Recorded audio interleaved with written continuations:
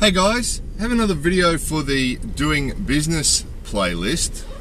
This time I thought we should look at bad-mouthing people or slandering people, saying bad things about competitive businesses or co-workers. So for example, in the business environment, we might have a business and there might be another company or another business that is doing the same thing, and they're our competition, and we're talking to the customers, and the customer says, you know, I'm trying to decide between you guys and those guys, which, you know, what can happen in that case is the temptation can be there to say negative things about the other company, even if they're true, especially if they're true. So I think the same thing can also happen in a work environment where people have co-workers that are competing for a position, or, you know, competing for the boss's approval or whatever. You know, it's just I think it's a fact of business, of the business world, is that it is competitive. So it's a trap that people can fall into, saying negative things about competitive businesses or competitive co-workers or whatever.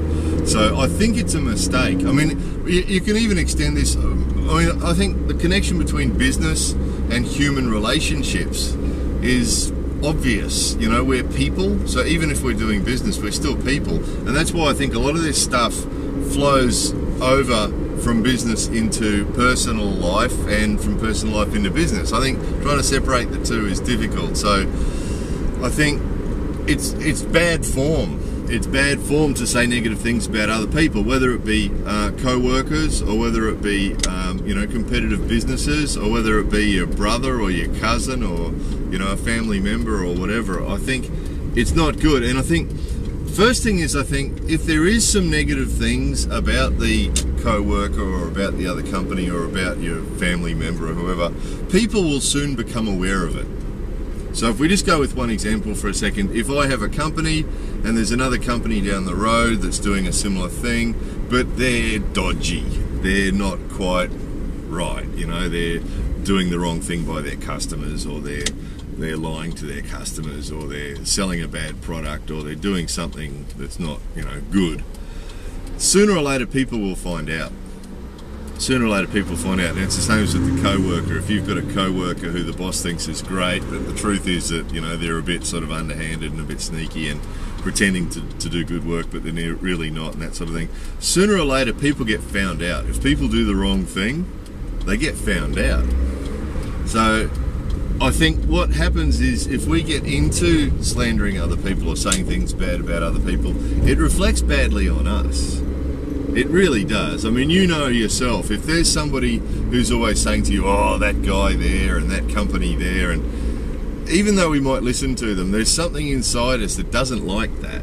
It doesn't reflect well on the person that's doing the criticizing or saying the negative stuff. It really doesn't. Even if the stuff's true, it's just negative.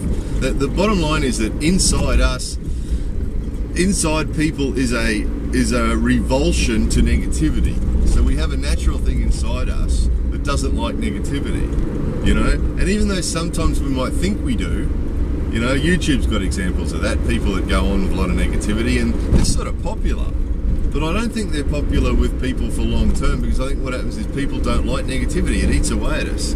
So I think it's not good for us. And also, I've seen industries where they get into a cycle of criticising each other. Companies criticise each other, and what happens is the public's perception of that industry goes downhill.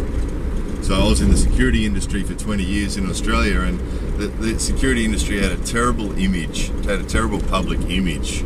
And one of the reasons was that the people that owned the businesses or that ran the businesses indulged in a lot of criticising of each other, which means that the customers were just listening to these guys talking about, oh, that company's criminal, and that company's, you know, not good, and that company's dishonest, and that company's this, that, and the other. And everybody, well, not everybody, but so many of them were saying these things about each other that the public's perception of that industry was really low. And that's what happens.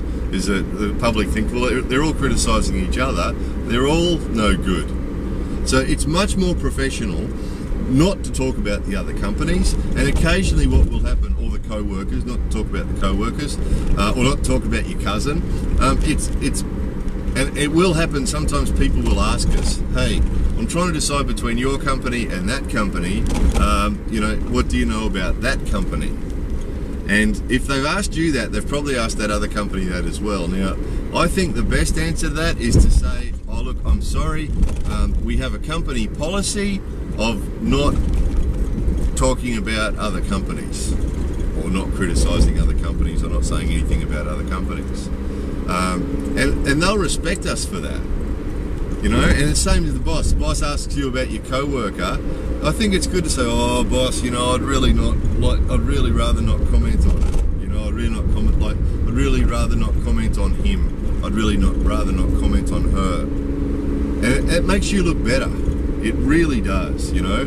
Just a side note, in our company, in our security company in Australia, in the security industry in Australia, there was a lot of sus companies. There really was, that start this year and close next year, and so run by criminals, and you know, there was all sorts of bad stuff going on. So what we did is we actually composed a list of questions to ask security companies, and we gave the list to customers. So if somebody said to us, what do you think of that company, or what do you think of that company, we'd give them a list of questions that asked relevant questions. So, you know, how long has the company been in business? Do they have public liability insurance?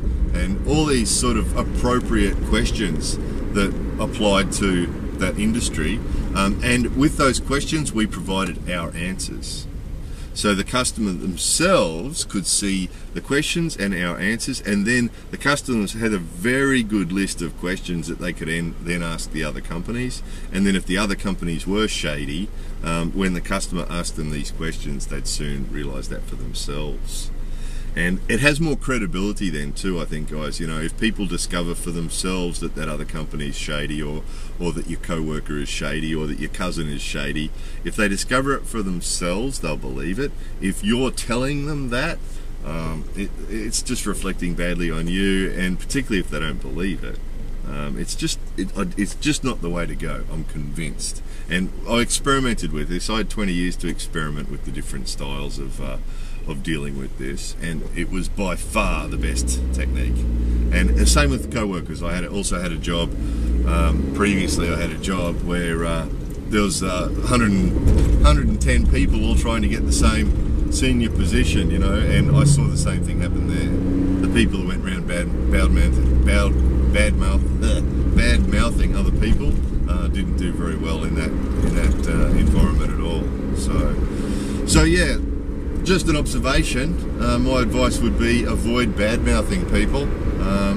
You know, my grandmother used to say, if you can't say something nice about someone, don't say anything at all. And I think that's a good way to look at it. It's a good point. So anyway, I hope there's something useful there for somebody.